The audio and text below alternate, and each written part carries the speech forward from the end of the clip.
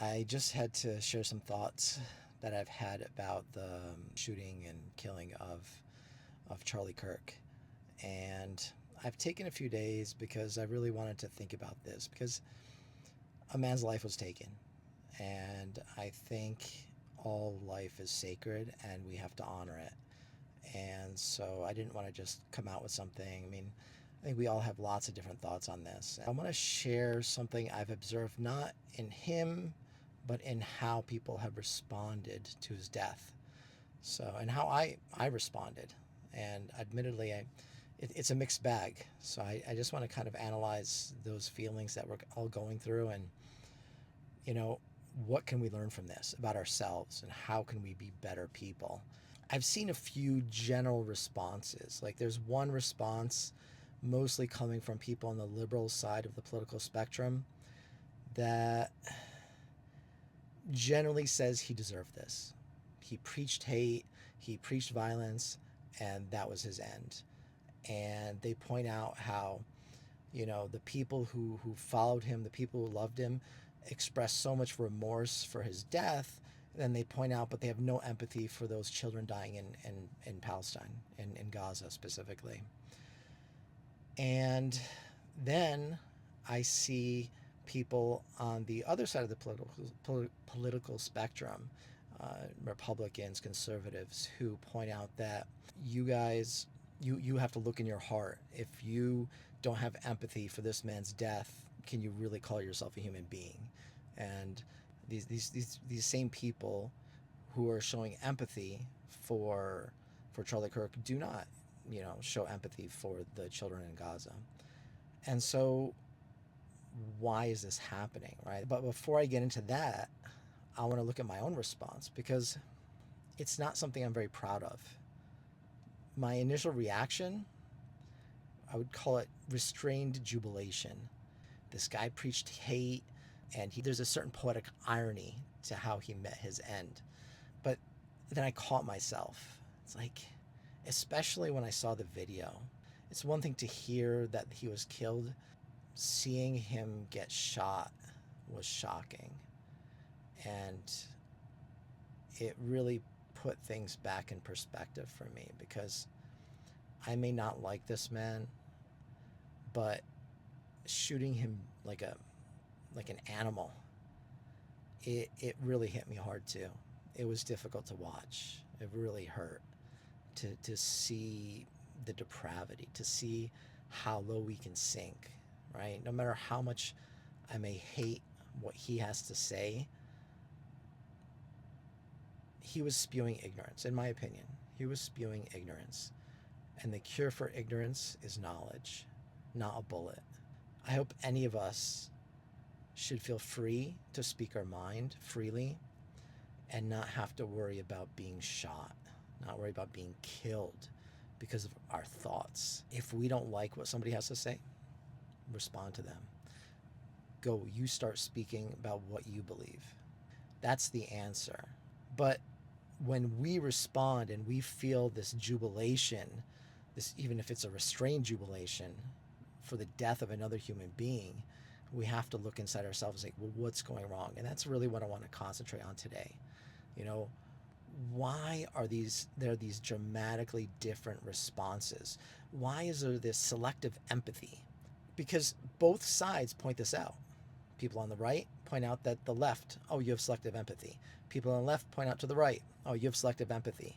And the truth is, we all have selective empathy, and it's not a good thing. And I see one cure for that. Why do I think we have the selective empathy? I believe it comes from this increasing tribalism that we're all falling victim to. My side versus your side, us versus them. This mentality breeds this kind of behavior. And what happened to me is I caught myself in the midst of that. I was like, I also lacked empathy for someone I disagreed with. I felt some joy in their side losing someone. And that is for me, I found myself being disgusted. I found myself, especially when I watched the video, it's like, this is not right. This is not right. So what stopped me? What stopped me are my values. This is something I've tried to live my life according to a certain set of values and judge myself according to those values and correct myself when I fall outside of those values. And I worry for us as a society. The fact that we do have the selective empathy means that all of us are losing our sense of right and wrong, good and evil. And it calls for some real introspection. I don't want to litigate Charlie Kirk or his beliefs now. Everybody has their opinions. But one thing he talked about was, my tribe, my group are right and everybody else is wrong. And that's what he dedicated his life to. Explaining what he believed, his worldview, and then arguing with everybody who disagreed with them, making them look stupid, making them look ridiculous. There wasn't this process of, let me truly learn from you. And, maybe you'll learn from me. He says those words, but he actually doesn't act on those words, which does say something about us. It does indicate that human beings, for all our shortcomings, in this, like I said, this tribalism that we're really falling victim to today, we have to rationalize our side according to values, right? We'll say, you guys have no empathy, therefore we have empathy, right? And it's going both ways. Each side sees the other side as not having empathy, not having compassion, not having understanding. And it's true, both sides are right.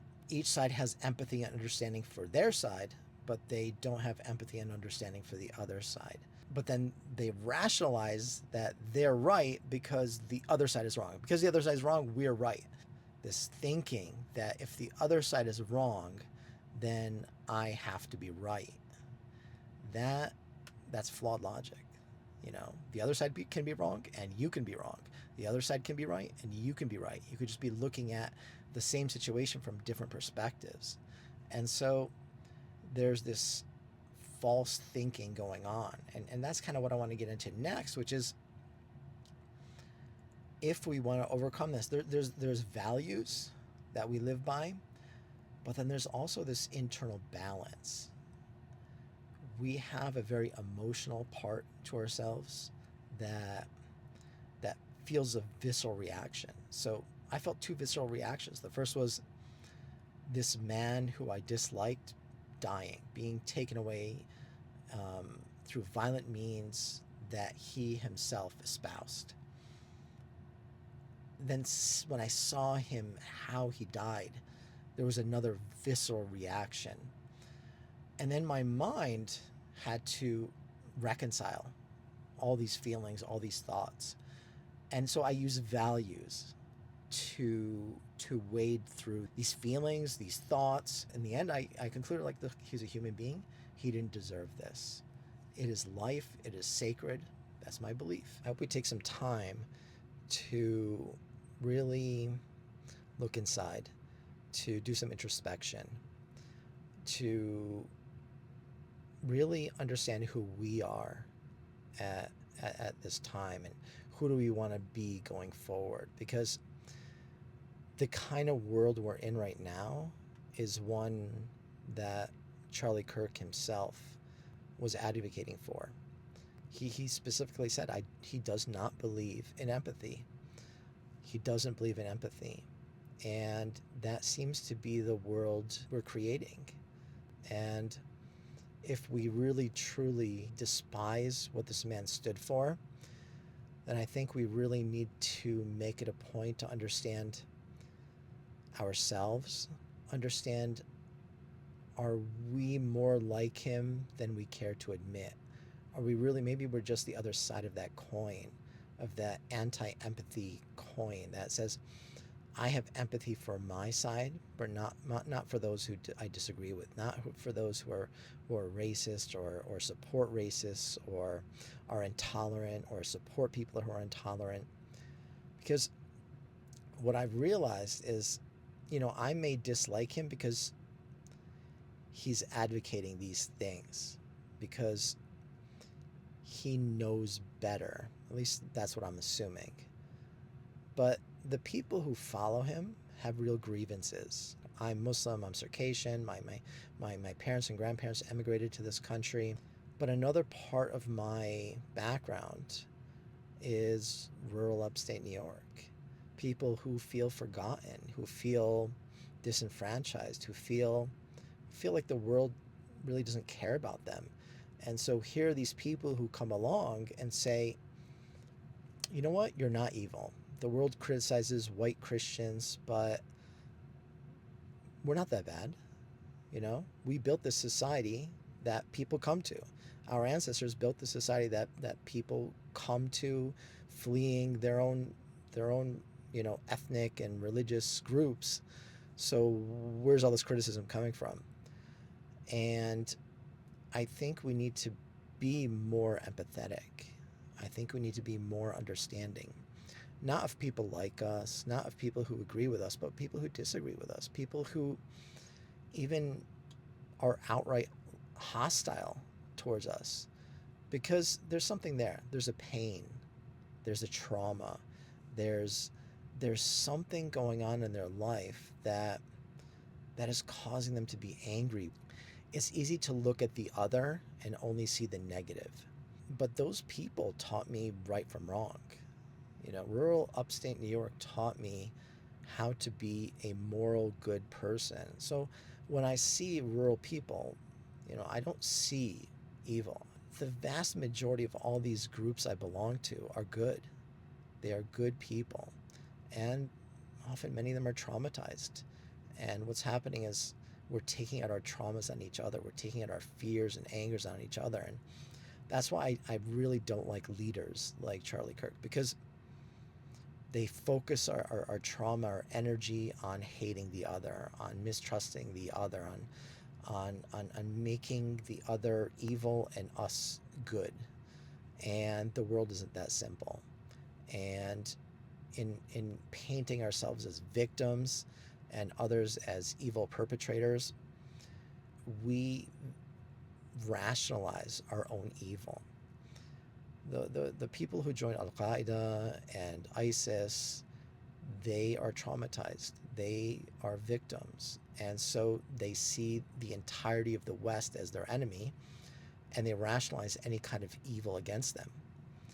Those poor rural people who feel forgotten and left behind, they see liberals, they see immigrants as people who have taken away their opportunity, and therefore they are the enemy. They have victimized rural America, white Christian America. And so they've rationalized hating them. They've rationalized fearing them. They've rationalized taking their anger out on them. I do want us to look at what's happening, take a step back, step outside of our emotional, our heated emotional state, step back from our anger, our fear, and really try to reframe how people have told us to look at the situation. Maybe it's not the right way. Maybe that's leading to this world where we lack empathy for each other, because both the right and the left are right. There is a lack of empathy, and we have to understand it. I fundamentally believe that most, if not all, societal problems stem from problems on the individual level.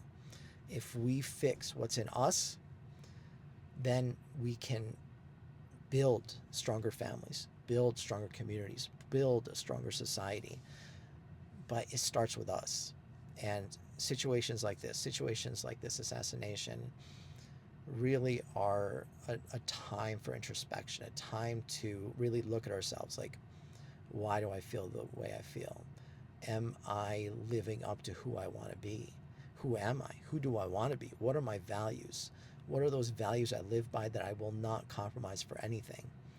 It's times like this that define who we are. right? Life is constantly asking us that question. Who are we? Who are you? Who am I? And it's those emotional reactions we have, it's those decisions that we make, those words that we utter that show who we are. So if someone dies and we go on social media and we say, yeah, this man deserved it, this man was evil and he got what he deserved, that may say something about him, but it also says something about us. And this is the time to really take a few minutes and decide who we are, decide who we want to be.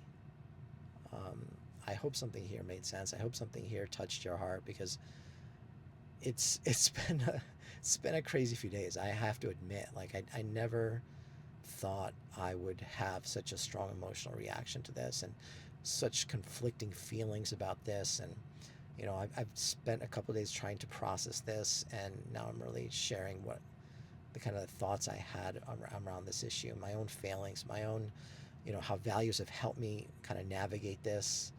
Um, and I hope something resonates. And I love to hear what, how these last few days have been for you, and how you've processed this, and, how you think we move forward from here. But thanks for listening, and I wish you guys always the best. Bye.